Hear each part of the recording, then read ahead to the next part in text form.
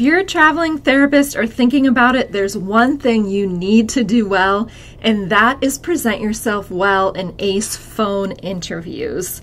Hi, I'm Julia. I've taken travel SLP assignments since 2010, and if there is one thing I'm good at, and I really have to be, it's speaking on the phone and phone interviewing well. Why? Because as a travel therapist, you're going to have to switch jobs every 3 months at the most frequent, and every time you switch jobs, you're going to have to do a phone interview to get your next position.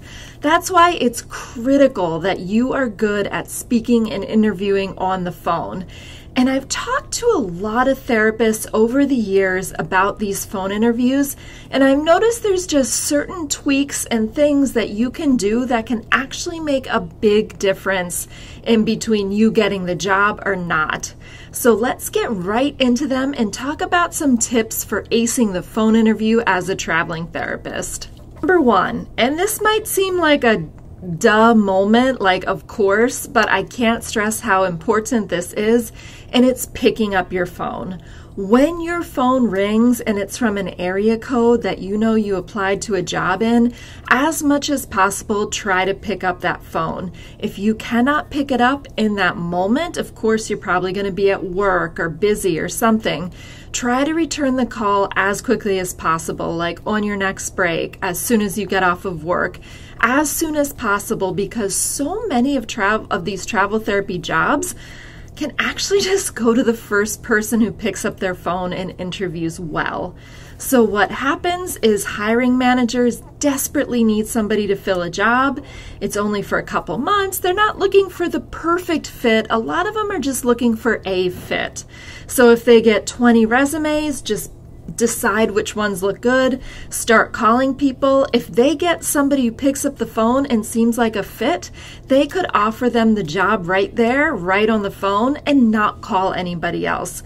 So I can't tell you how important it is to absolutely pick up your phone when you get those phone calls. This, of course, is not going to be the case all the time, but I can think back in my career several times where I got the position, and it was literally because I was the first person to pick up. I know this because my recruiter told it to me. The hiring managers actually told me. They were like, yeah, we're calling a bunch of people. None of them picked up. You're the first one. Sounds good. Here's the job. It happens, okay? So as much as possible, pick up that phone.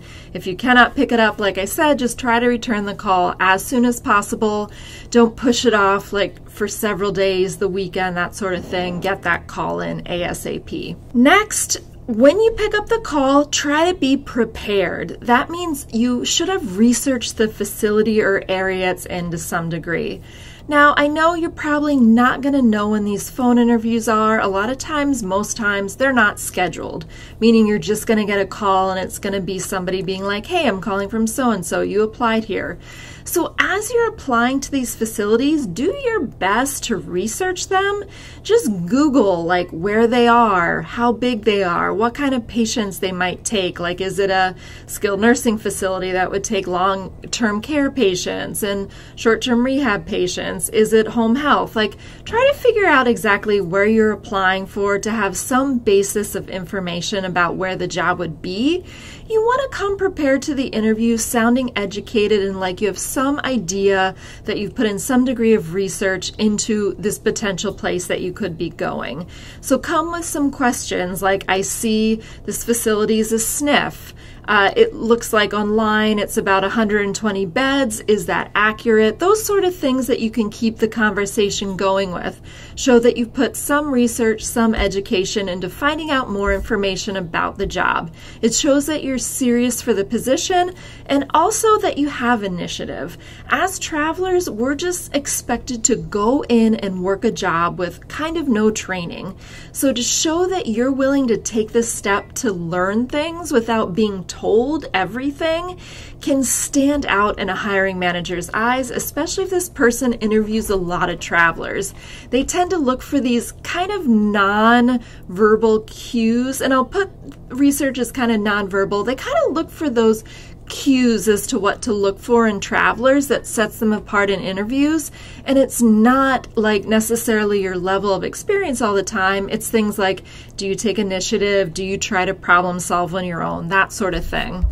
But I mentioned it, so let's get into actually monitoring your body language. So a lot of times we talk about body language in terms of like stance, how you're standing, how you're looking at somebody.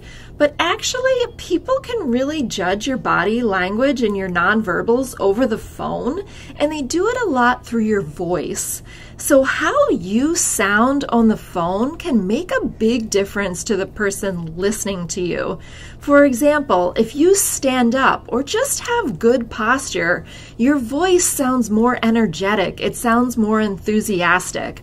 I once spoke to a traveler who said that she got a phone call for an interview when she was lying in bed, and being the productive, good traveler she was, she picked up the phone, and the person on the other end was like, "Is something wrong with you? Are you okay?" She said she literally just sat up and was like, "Oh no, I'm fine. It was a bad time at the moment." And the person on the other end was like, "Oh good, you sound so much better." There really is a difference in the way you sound when you have good posture, you're standing up, you're smiling, and those things convey over the phone. You want to sound confident and lively, energetic. You don't want to sound like you're tired, drowned out. You want to have intonation to your voice, because your voice is the only thing that anybody's really judging your character on, so you want it to be a positive thing. You definitely want to make sure the interview's a collaboration, meaning you shouldn't go to the interview and just drill the manager with questions. Vice versa, the manager shouldn't just be drilling you. You should have a back and forth. It should seem conversational. That's why doing research into the area and the facility can be nice, because you can talk about some things you saw and ask them their opinion, and it can be a bit of a ping pong back and forth. You want to ask questions, they want to ask questions. If you go to the blog I linked with this YouTube, you can check out a list of questions that you might want to ask during the interview. There's some I always ask. One question I always ask, no matter what, if they don't just start talking about it, is why the facility needs a traveler. There's a lot that you can judge on a facility based on why they need a traveler to begin with. And finally, make sure that you use the phone interview as a time to sell yourself. You're marketing yourself. You're convincing the person on the other end of the phone that you got this, you can do the job, you're the best person for the position. And a lot of that as travelers doesn't come in so much in talking about our clinical skills, but actually just our flexibility and interpersonal skills. Like, you're ready to take on the job with little to no training. You're reassuring the manager that you got this, it's in your wheelhouse, you can get to the job and learn things quickly. Those are the sort of things that are going to set you apart from other candidates, because again, as a traveler, they're not hiring somebody for years and years that they're going to train over time. It's somebody that's going to fit in the need that they need now, and that's often somebody who can come in with little to no training and be a go-getter and get started. So let me know if these tips help you. If you have any other questions about the phone interview, drop them in the comments. And of course, check out all my other videos and subscribe to my channel on all things travel therapy. Thanks, guys.